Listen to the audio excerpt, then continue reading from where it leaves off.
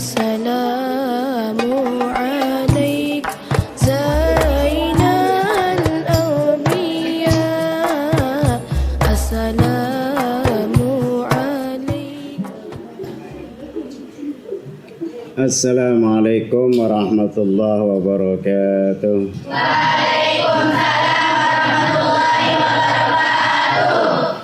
Bismillahirrahmanirrahim. Alhamdulillahi rabbil alamin. Wassalatu wassalamu ala asyrafil anbiya wal mursalin Sayyidina Muhammadin wa ala alihi wa sahbihi ajma'in, amma ba'du.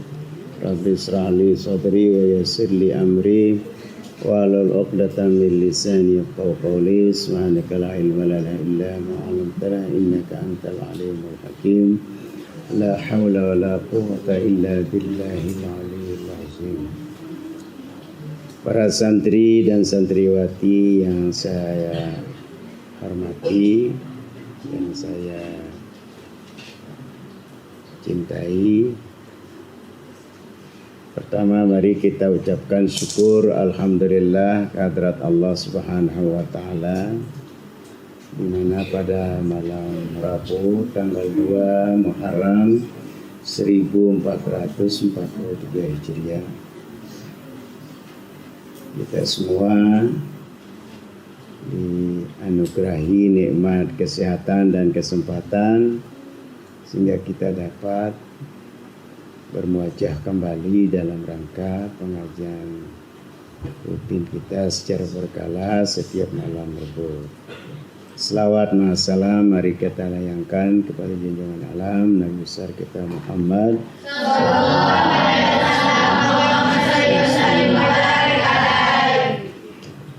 untuk berkahnya pengajian kita ini, mari kita berfatihah sekaligus kita bertawasul kepada Nabi kita Muhammad sallallahu alaihi wasallam wa alihi wa sahbihi wa tabi'in lahum bi ihsanin ila yaumil syawalillahi lamul fatihah. Bismillahirrahmanirrahim.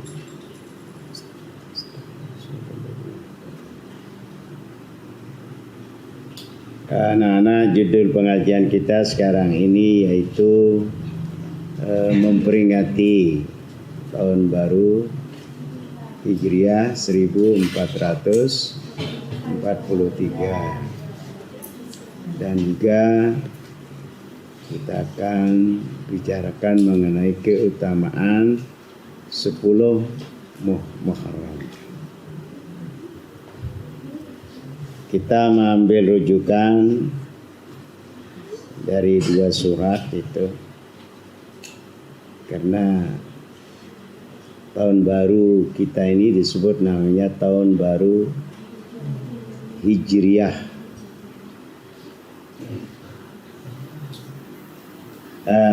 Kita ngambil rujukan firman Allah surat Al-Baqarah ayat 218,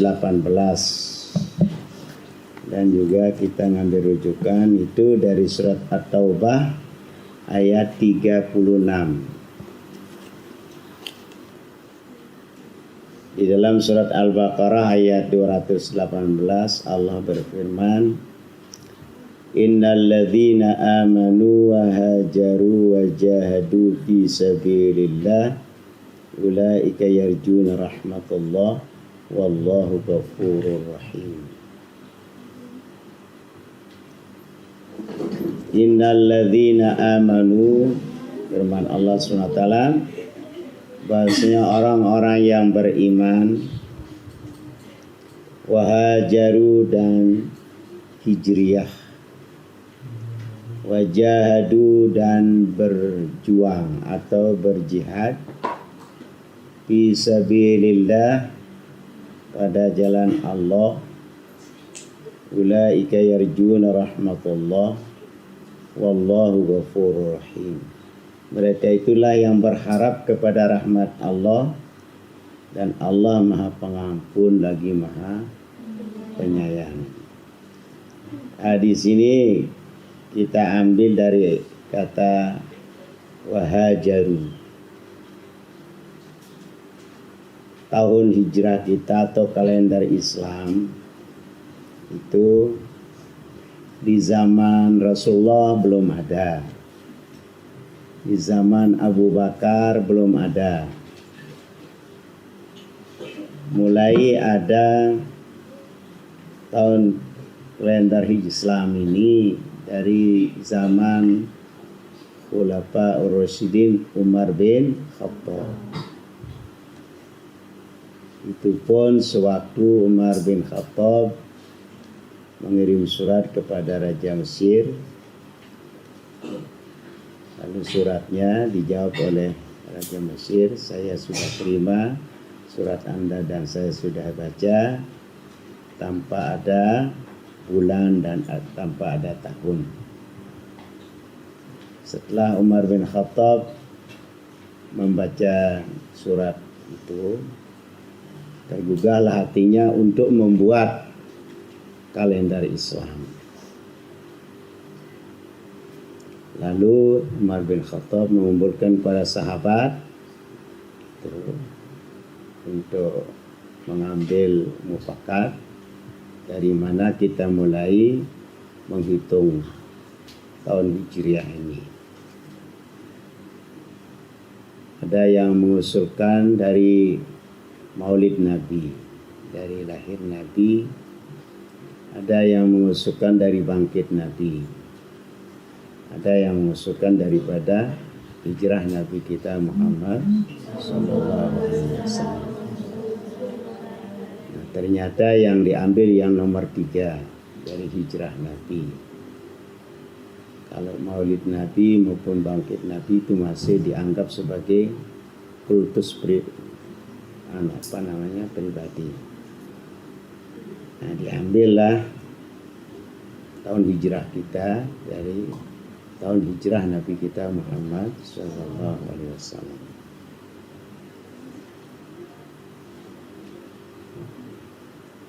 Hijrah itu anak-anak, kalau ada 3 makna hijrah itu. Ada hijrah bermakna logawi atau secara bahasa. Ada hijrah bermakna syar'i. Ada hijrah bermakna hakiki. Jadi ada 3 bentuk hijrah itu. Kalau hijrah menurut bahasa, apa saja yang kita pindah namanya hijrah. Misalnya kita pindah dari satu tempat ke tempat yang lain, itu disebut namanya apa? Hijrah secara bahasa. Kemudian secara syar'i. Secara syar'i itu ialah hijrah Nabi kita Muhammad sallallahu alaihi wasallam dari Mekah menuju Madinah. Saat itu umat Islam masih sedikit jumlahnya. Masih banyak umat Islam yang disiksa, yang dianiaya, yang dicemoohkan.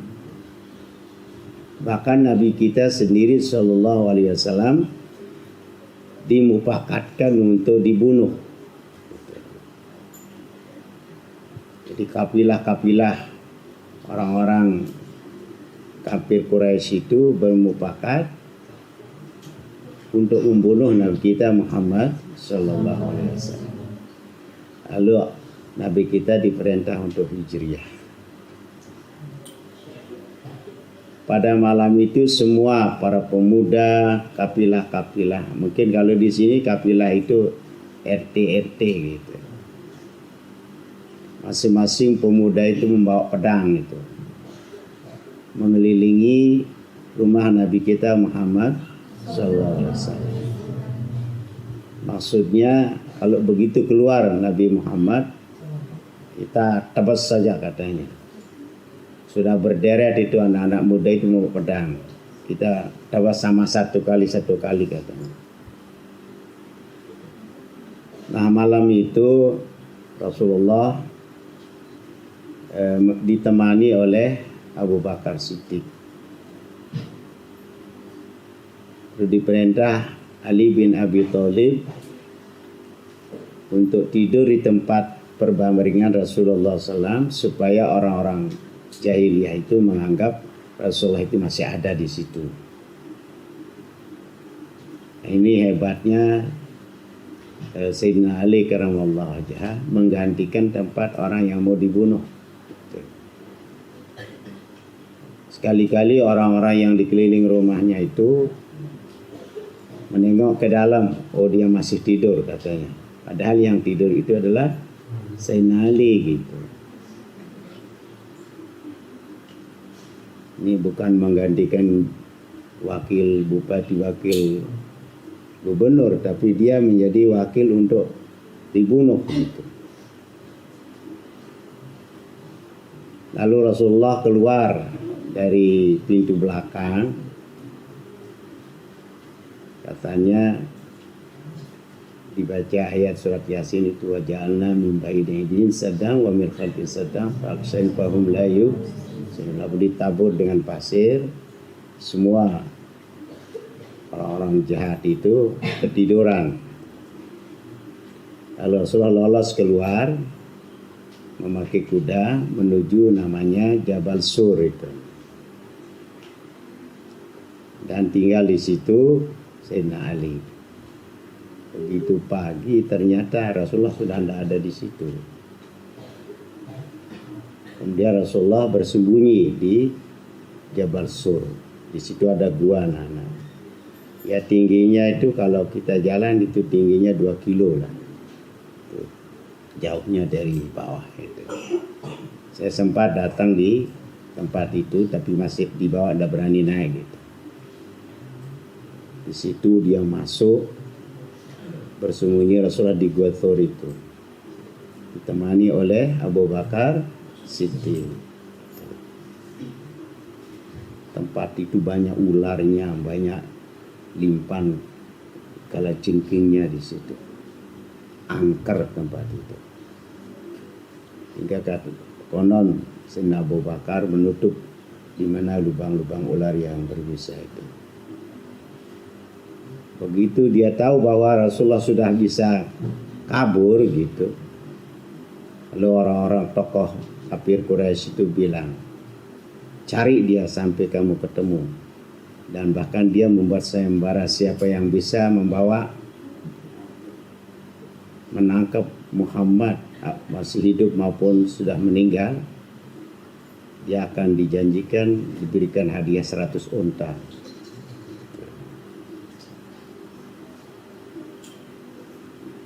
Nah, sampailah pencarian itu sampai di depan Gua Sur itu. Sampai Abu Bakar merasa ketakutan. Jadi bunyi kudanya berdedak-dedak itu sudah sampai di situ. Tapi Rasulullah SAW membaca ayat, la takhaf wa la tahzan, innallaha ma'ana. Jangan kamu takut dan jangan kamu susah. Allah bersama kita. Lalu Abu Bakar merasa tenang. Ajaibnya di depan gua itu, di lubang gua itu di depan itu, laba-laba itu yang yang membuat rumah. Tahu nama laba-laba? Dan di depannya itu ada merpati yang bertelur di sana. Sehingga orang-orang yang cari mungkin dia di sini. Kalau memang dia di sini kan laba-labanya pasti rusak. Tidak mungkin burung merpati akan bisa bertelur di sini. Jadi kembalilah orang supaya dia merasa selamat di tempat itu. Kemudian kalau tidak salah itu 3 malam Rasulullah itu bersembunyi di sana itu. Lalu Rasulullah keluar berangkat menuju ke Madinah. Begitu di tengah jalan bertemu dengan Suraqah. Suraqah itu mau membunuh Rasulullah. Tapi ternyata Allah menolong Nabi kita Muhammad SAW. Kudanya itu tidak bisa dia itu. Ditelan sama bumi kudanya itu. Tapi Rasulullah tidak membalasnya. Nah itulah hijrah Nabi kita Muhammad SAW. Nah ini secara syar'inya hijrah itu. Kalau kita mau Bicara hijrah Rasul itu panjang sekali. Yang ketiga adalah hijrah bermakna hakiki. Artinya kita itu pindah menjadi orang yang lebih baik. Misalnya kita sudah baik, pindah menjadi orang yang lebih baik. Kalkulasi kita menjadi orang yang lebih baik, pindah menjadi orang yang sangat baik. Atau misalnya kamu hijrahnya sekarang tahun yang telah lalu itu agak nakal lah ngaji gitu, agak malas ngaji, sering-sering mau pulang misalnya. Nah sekarang pindahnya jangan seperti itu. Itu sudah hijrah yang sebenarnya. Hijrah dari dosa kepada taubat. Bagaimana cara kita berhijrah? Satu namanya muhasabah. Muhasabah itu artinya mengoreksi diri kita sendiri. Tahun 1442 coba kita muhasabah diri kita. Berapa perbuatan baik yang sudah kita laksanakan, berapa perbuatan jahat yang sudah kita laksanakan. Hitung-hitung diri kita. Sebaik kata Umar bin Khattab, hasibu anfusakum qabla an tuhasabu. Hitunglah dirimu sebelum kamu nanti dihitung di akhirat. Kita buatkan catatan. Selama saya mondok di Darun Najah ini berapa kali saya pulang? Tolong dicatat itu. Selama saya di Darun Najah ini berapa kali saya bolos?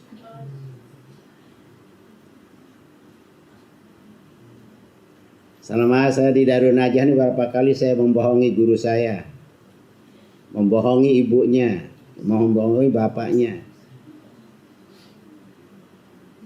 Selama saya di Darun Najah ini berapa kali saya mau kabur?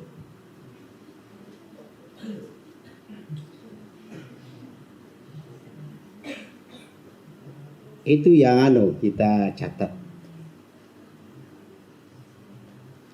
Selama saya tahfizul Quran berapa juz yang saya sudah hafal?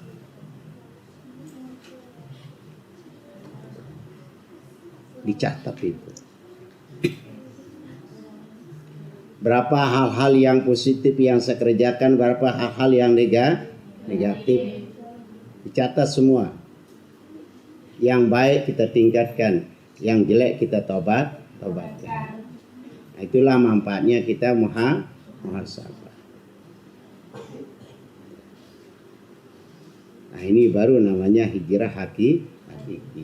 Hijrah yang sebenar-benarnya. Nah, ini dulu ulasan kita mengenai tentang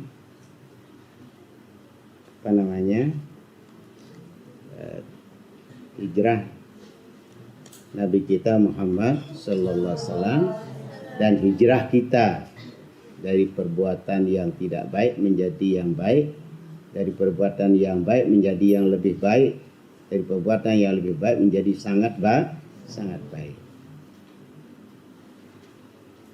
Lalu di bulan Muharram ini, anak-anak, ada satu hari atau tanggal yang sangat mulia, yaitu apa yang disampaikan oleh Allah SWT dalam surat At-Taubah ayat 36.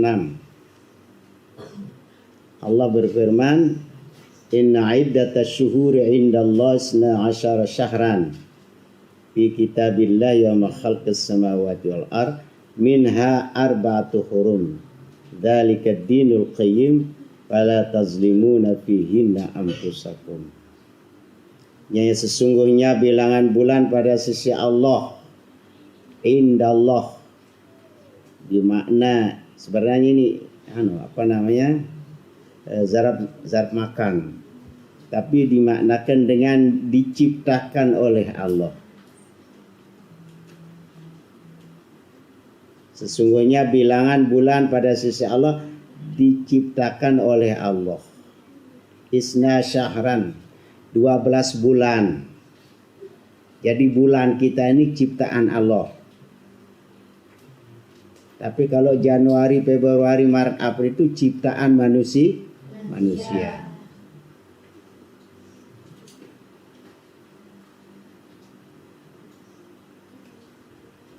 Fi kitabillah,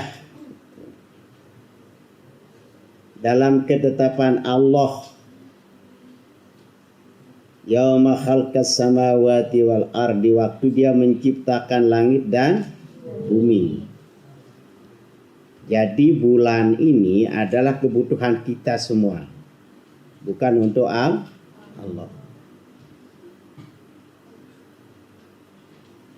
Minha, sebahagian daripadanya, min litab'id,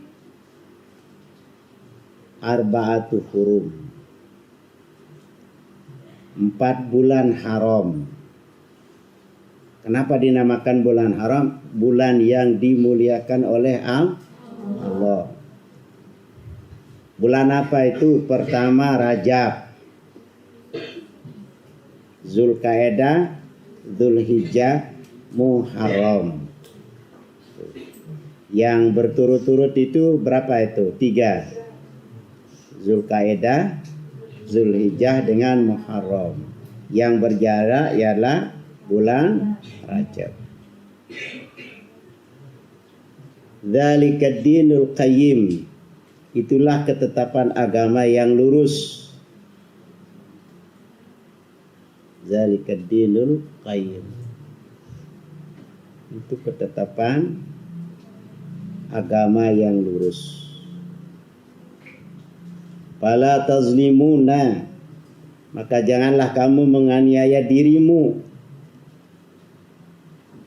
Jadi kalau tahun-tahun baru ini kita, sebagai yang saya katakan tadi itu, kita mengoreksi diri kita, kita muhasabah kepada diri kita. Jangan sampai kita berbuat dosa. Orang berbuat dosa itu adalah orang yang menyakiti dirinya atau menganiayai dirinya. Apa maksudnya di sini? Jangan kamu menganiayai dirimu dengan mengerjakan perbuatan yang dilarang, seperti melanggar kehormatan bulan itu dengan mengadakan peperangan misalnya, atau berbuat zalim yang lain. Tahun baru masih misalnya terus dia hura-hura itu kan.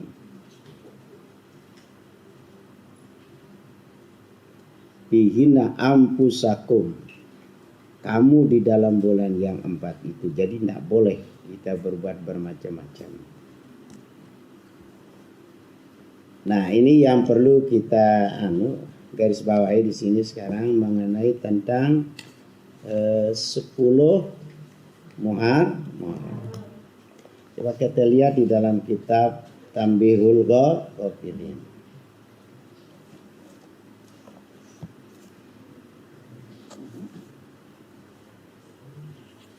Jadi di dalam kitab Tanbihul Ghafilin menerangkan tentang keutamaan hari ke-10 Muharram. Sekarang tanggal berapa? Tanggal 2. Hari apa tanggal 10-nya? Hari Kamis. Selasa, Rabu, Kamis, Jumat, Sabtu, Ahad, Senin, Selasa, Rabu, Kamis. Nah, ini yang kita di dalam bulan ini yang sangat kita disuruh untuk berpuasa 2 hari. Tanggal 9 hari Tasawuk, nah hari ke-9. Yang ke-10 Asyura.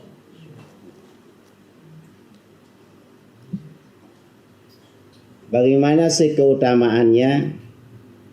Al-Faqih meriwayatkan dengan sanadnya dari Ibnu Abbas radhiyallahu anhu, katanya Rasulullah SAW bersabda, Bagaimana sabda Nabi kita?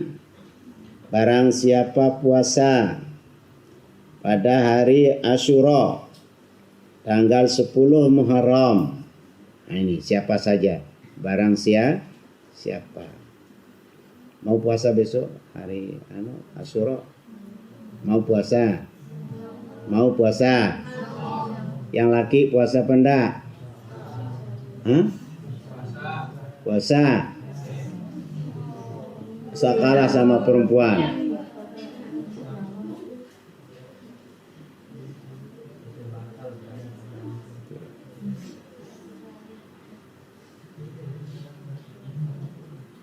Bagaimana kelebihannya? Orang yang berpuasa pada tanggal 10 Muharram pasti Allah memberi pahala 10.000 pahala malaikat.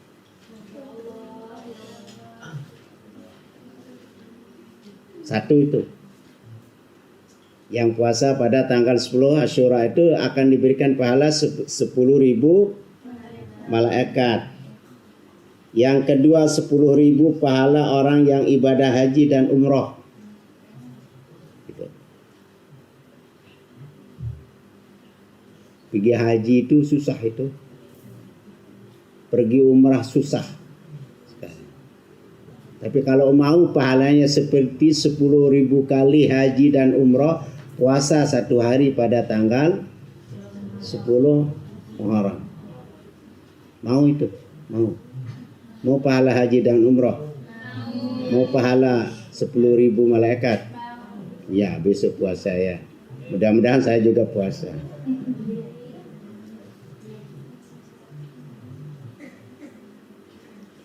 Ditambah lagi yang ketiga 10.000 pahala orang mati syuhada, orang mati syahid. 10.000 apa yang pertama tadi? 10.000 pahala orang malaikat, 10.000 pahala haji dan 10.000 pahala orang mati syahid. Berapa ribu itu? 30.000 itu pahalanya.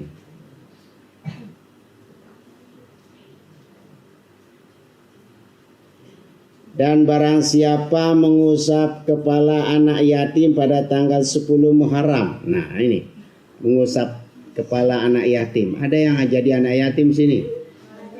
Siapa? Sudah akil balik? Belum? Sudah? Berhenti dia.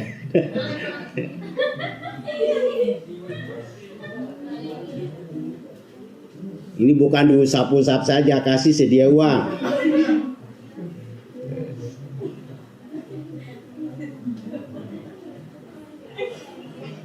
Apa kelebihannya? Pasti Allah mengangkat derajatnya dengan setiap rambut yang diusap.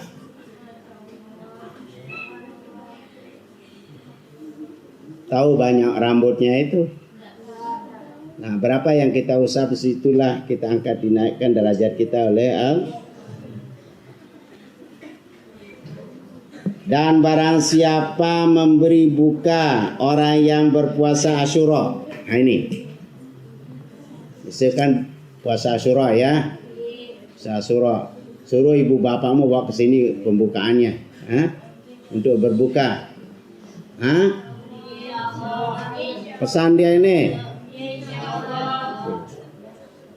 Maksud kita supaya orang tuanya dapat pahala sama kamu semua.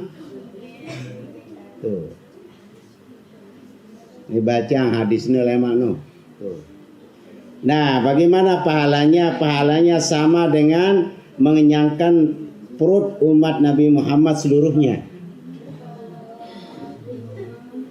Seperti dia memberi makan umat Nabi Muhammad seluruhnya. Berapa miliar umat Nabi Muhammad itu? Ya, mana-mana sengkor. Ya. Tuh. Kenal nama sengkor ya? Tahu nama sengkor? Oh, iya. Besok turu YouTube juga dapat itu bagian.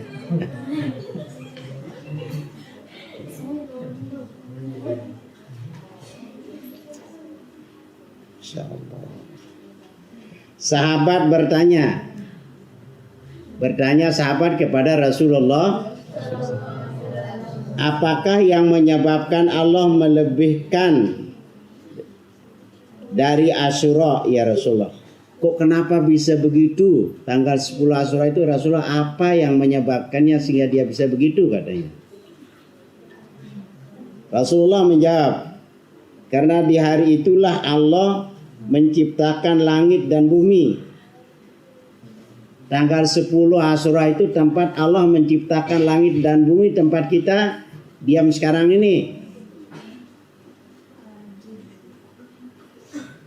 Endenara, tidak ada bumi, tidak ada langit, di mana kita tinggal coba?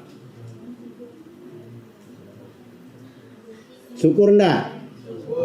Iya. Cuma disuruh puasa enggak mau.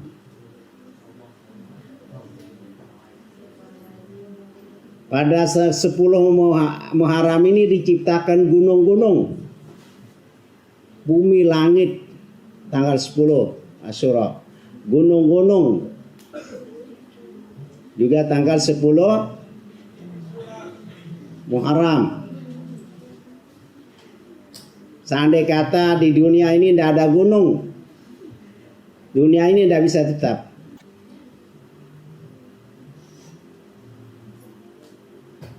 Pada tanggal 10 Asyura ini juga diciptakan lautan. Seandai kata kalau tidak ada laut, kamu tidak dapat makan teri, tidak dapat makan baju, tidak dapat makan ikan.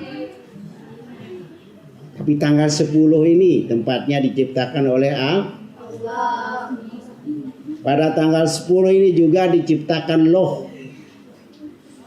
Lauh itu artinya sabak, tempat kita ditulis amal kita, Lauhil Mahfuz. Tanggal 10 Muharram dijadikan kalam. Kalam itu artinya dipakai menulis di Lauhil Mahfuz. Dan pada tanggal 10 itu diciptakan manusia yaitu Adam dan Hawa. Tuh. Makanya kalau kawin itu sunat, dia kawin pagi Jumat langsung, atau malam Jumat langsung. Ngerti maksud saya langsung ya?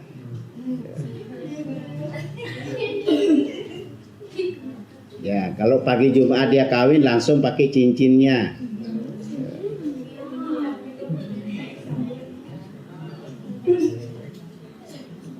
Juga pada tanggal 10 Asyura diciptakan surga serta memasukkannya Adam ke surga. Demikian pula lahirnya Nabi Ibrahim. Dia lahir pada tanggal 10 Muharram, Nabi Ibrahim. Dan diselamatkannya dari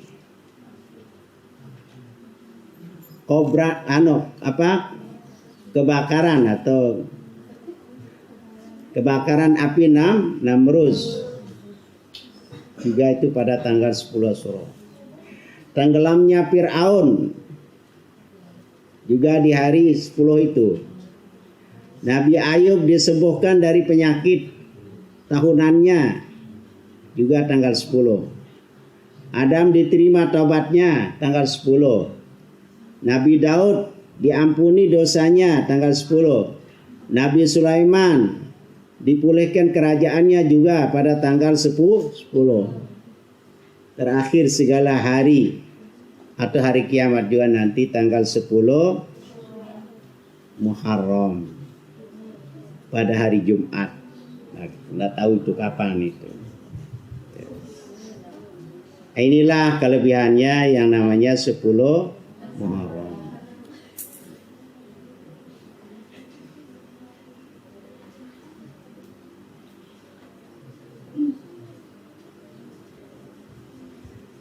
Kemudian Al-Faqih meriwayatkan dengan sanadnya dari Muhammad Maisarah. Katanya, orang yang di hari Asyura melapangkan belanjanya kepada keluarganya. Nah, misalnya besok tanggal 10 Asyura yang punya anak, punya istri, itu kan dilapangkan dia anaknya, belanjanya itu ditambah anggaran belanjanya itu. Ya. Misalnya kalau biasa dia ngasih Satu hari itu berapa? 100, kasih dia 1.000.000 gitu.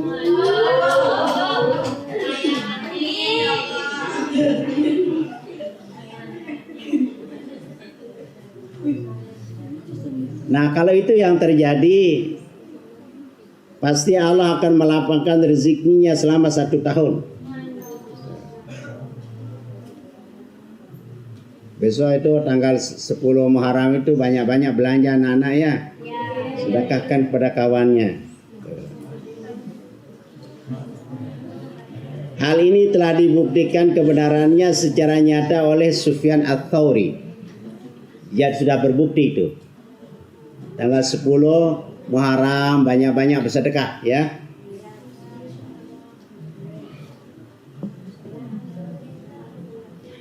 Kata Sa'id Jubair dari Ibnu Abbas berkata, katanya apa? Sewaktu Nabi SAW baru hijrah ke Madinah, beliau melihat orang Yahudi puasa di hari Asyura. Orang Yahudi puasa pada hari Asyura. Lalu bertanya kepada mereka. Jawab mereka, pada hari ini Allah memenangkan Musa dari Bani Israel terhadap Fir'aun dan bala tentaranya. Maka patutlah kami mengagungkannya dengan berpuasa. Kemudian beliau bersabda, kamilah orang yang lebih patut mengikuti jejak Musa daripada kamu. Dan beliau menganjurkan para sahabat melakukan puasa. Nah, ini antara lain anak-anak kelebihan tentang tanggal 10 Asyura. Di dalam keterangan yang lain, Al-Faqih dalam keterangannya disebutkan Asyura karena persis hari ke-10 Muharram, makanya namanya Asyura. Karena terjadi pada tanggal 10-nya. Tetapi menurut pendapat lain itu disebut demikian karena para nabi dimuliakan dengan 10 kehormatan. Karena ada 10 kehormatan kepada para nabi. Pertama itu diterimanya taubat Nabi Adam alaihis. Perlu diketahui anak-anak, Nabi Adam itu diistilahkan taubat padahal dia itu tidak berdosa. Tapi kesalahan yang kecil menjadi besar bagi orang besar. Kesalahan yang besar menjadi kecil bagi orang yang besar, bagi orang yang kecil. Itu. Jadi sehingga dia dianggap berdosa padahal tidak, tapi kelihatannya gitu. Misalnya ada seorang tuan guru gitu. Makan bubur di jalan ya. Jalan. Ada orang jual bubur itu kan. Dia jual bubur, terus dia beli bubur sama tuan guru, dia makan bubur itu di situ. Kelihatannya salah apa enggak? Salah. Hilang apanya? Wiba. Tapi ada kita mengatakan tuan guru makan bubur di tempat yang berdosa itu enggak ada kan? Kelihatannya seperti orang berdosa. Gitu. Jadi Nabi Adam itu kelihatannya berdosa. Gitu.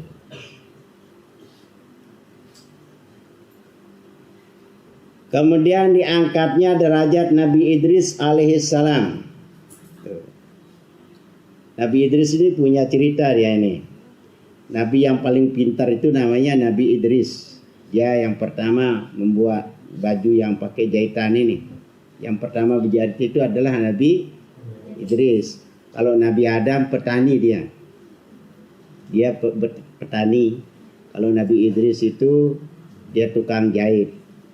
Waktu dia jahit baju begitu kan, lalu datang iblis merupakan dirinya seperti manusia. Nanya iblis itu,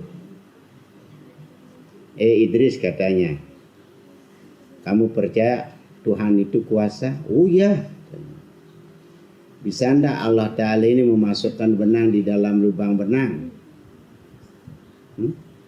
Lubang jarum atau lubang benang? Lubang jarum atau lubang benang? Lubang jarum ya. Lubang jarum atau lubang benang? Oh, lubang jarum. Jadi jarum yang masuk. Hah? Hah? Lubang apa itu? Lubang benang kan? Itu pertanyaan iblis itu. Bisa enggak Tuhan memasukkan dunia ke dalam lubang jarum ini katanya? Lubang apa tadi? Lubang yang benang, ya, lubang benang yang benar ya. Hah? Lubang jarum atau apa? Yang punya lubang itu apa?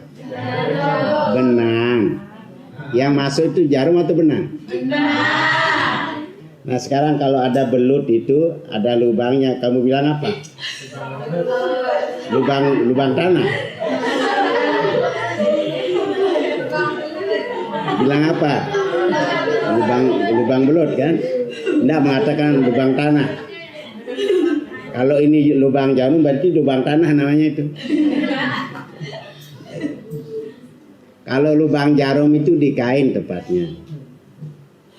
Lubang jarum kain kita, karena benang jarum yang masuk sama kain. Apabila Nabi Idris bisa sampai ditunjuk matanya sebelah, sampai dia pakai sebelah itu.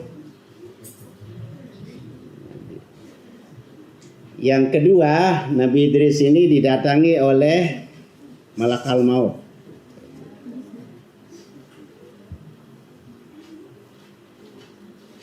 Dia bilang, siapa ini? Siapa? Oh saya ini Israel katanya. Nanya Nabi Idris, kalau begitu Anda datang ziarah atau untuk ambil nyambut nyawa? Oh enggak, untuk ziarah katanya.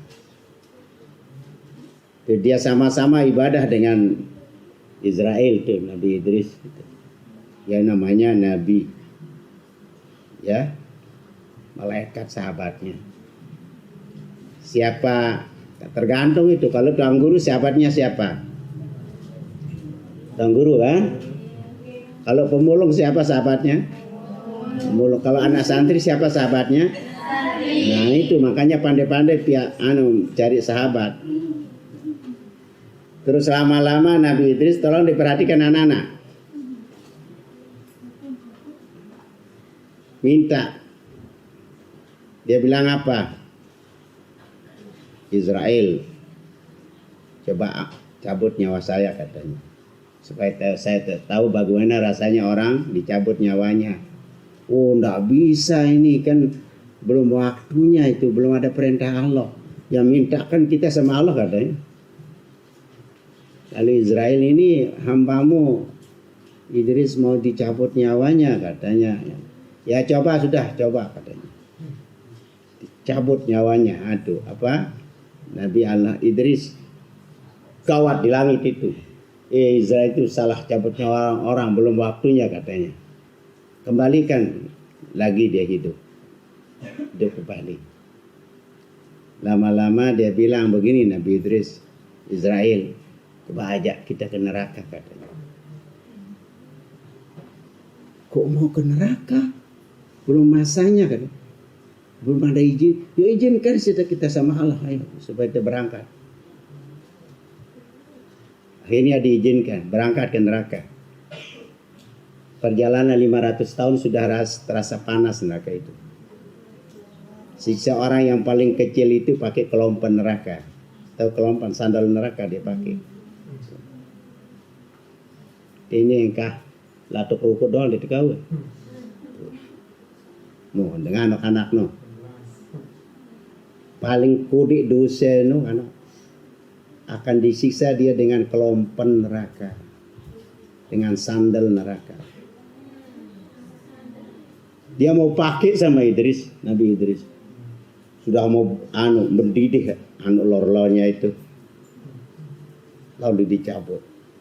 Ditarik Nabi Allah Idris sama Israel. Dia bilang apa sekarang? Ayo kita ke surga katanya. Mari kita ke surga. Terus belum ada izin, mintakan kita izin. Akhirnya diajak ke surga. Masya Allah, surga ini 500 tahun sudah baunya harum itu. Wala ainun ra'at. Yang namanya surga itu tidak pernah dilihat oleh mata. Wala udhunun sami'at, tidak pernah didengar oleh telinga. Ala khatara bil qalbi basyar, dan tidak pernah terlintas di dalam hati manusia. Itu surga. Lalu Nabi Idris diajak keluar sama Israel. Dia bilang apa? Saya tidak mau keluar dari surga. Kenapa? Syarat saya masuk surga sudah cukup. Cukupnya bagaimana? Saya sudah mati. Saya sudah ke neraka. Saya masuk surga. Barang siapa masuk surga kekal selama-lamanya, katanya Nabi. Tidak boleh keluar dari surga. Kalau saya keluar berarti sudah menyalahi firman Allah itu. Akhirnya Israel kalah itu. Dilapor sama Allah. Ini hambamu itu tidak mau keluar dari surga, katanya sudah cukup syaratnya masuk surga, kata. Mati sudah, ke neraka sudah, masuk surga kekal selamanya. Beritahu dia surga itu dipakai setelah kiamat, katanya. Idris firman Allah, belum surga bisa ditempati nanti setelah kiamat. Ini kan kiamat belum. Akhirnya Nabi Idris ngalah itu, keluar dia. Itu datang di luar. Maaf saya Israel, sandal saya ketinggalan di dalam nih.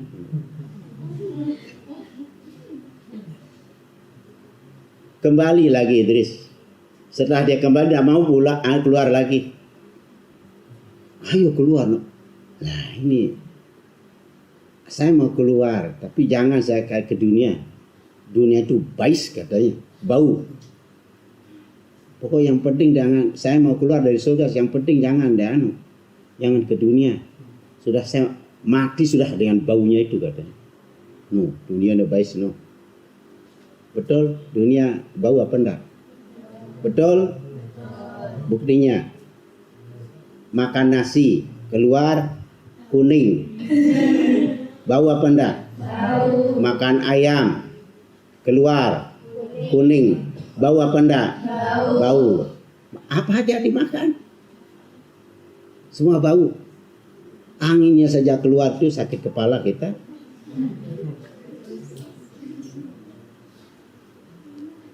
Akhirnya permintaannya, kalau gitu keluarkan dia, tinggalkan dia di langit keempat.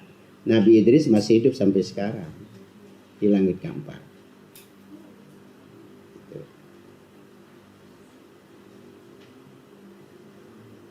Nah itulah maksudnya diangkatnya derajat Nabi Idris alaihis.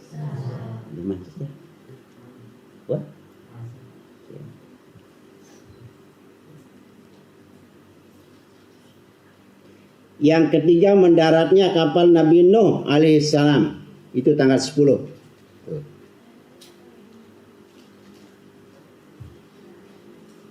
Dulu di sini anak-anak Nabi Nuh itu ribuan tahun dia berdakwah, cuma yang percaya sama dia 40 orang. Gitu. Banyak orang yang tidak mendengar dia itu.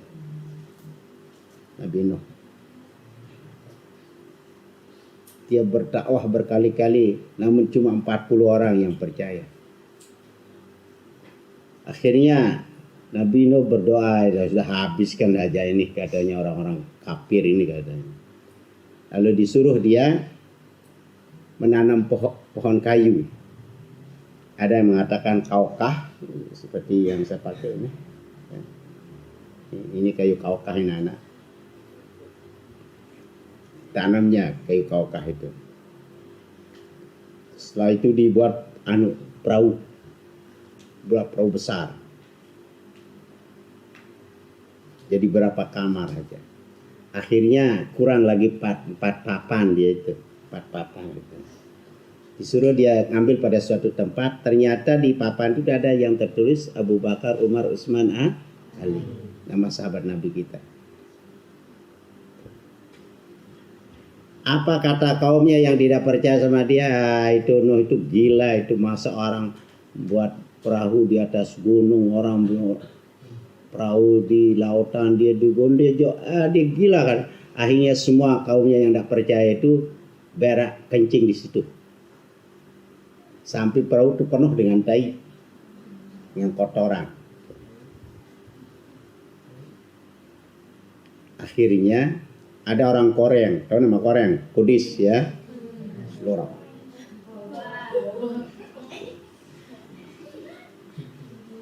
Kesana dia main-main itu, dia jatuh sama kotoran itu.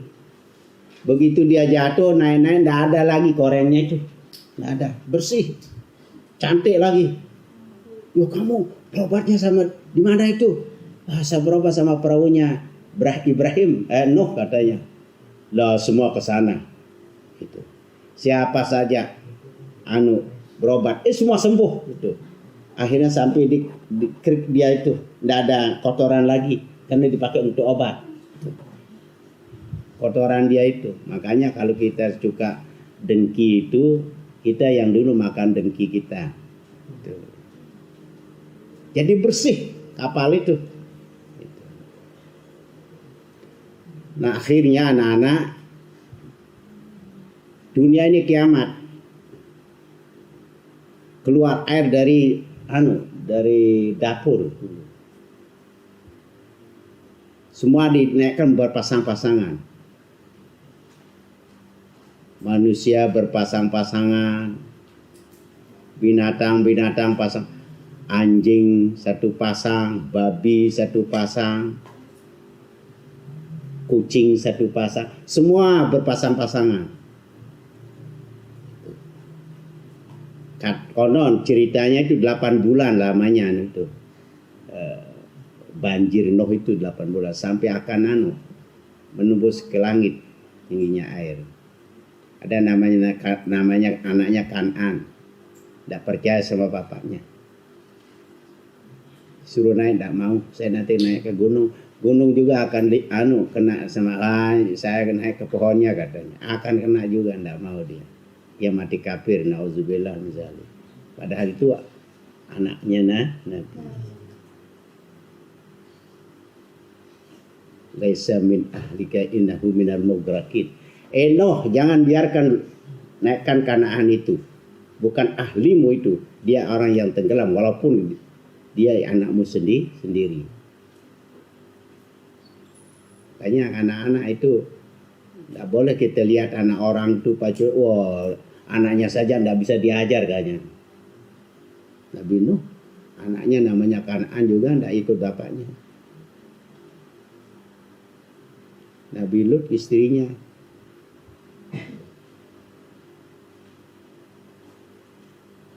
Nabi kita pamannya.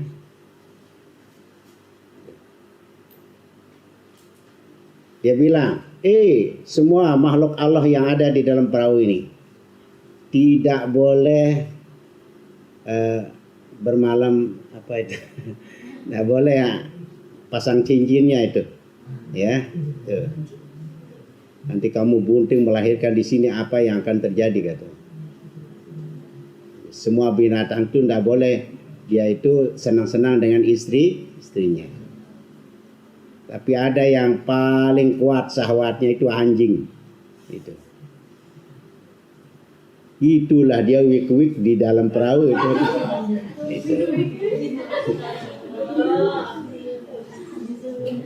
Dilaporkan sama kucing kepada Nabi Adam. Ya Nabi Allah, ini anjing itu sudah itu. Dia melanggar perintah baginda Nabi kata. Panggil anjing katanya. Dipanggil anjing. Betul kamu itu gituan sama istrimu di dalam perahu? Ya karena ingin sekali Pak katanya. Dan bisa tahan ini katanya. Alatnya kencang-kencang terus katanya. Oh enggak boleh. Nanti kalau sudah ke darat ke dunia baru boleh. Sekarang apa sanggupnya kalau kamu lagi? Ya supaya ditahu sama orang lain nanti kalau saya lagi katanya. Lagi dia ketagihan. Nah itu makanya anak-anak itu jangan coba-coba main gitu-gituan ya. Tuh. Kalau belum punya pasangan sing ketagihan nanti.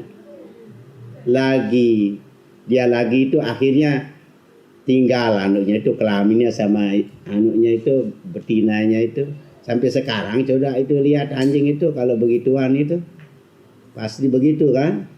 Tuh. Nah, si kucing karena dia melaporkan salah orang dia kena hukum juga. Apa hukumannya dia? Kalau dia pengantenan kucing itu pasti didengar sama orang. Wah, wah gitu kan.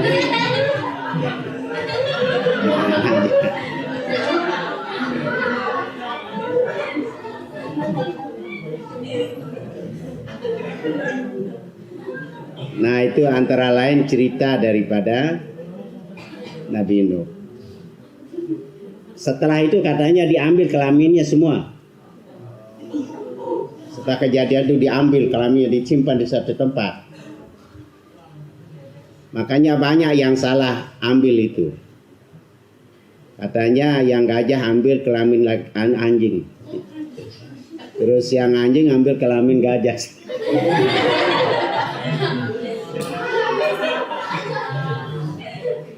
Yang belum ketemu kelaminnya katanya semut. Maka sampai sekarang dia saling tanya. Kalau ketemu dengan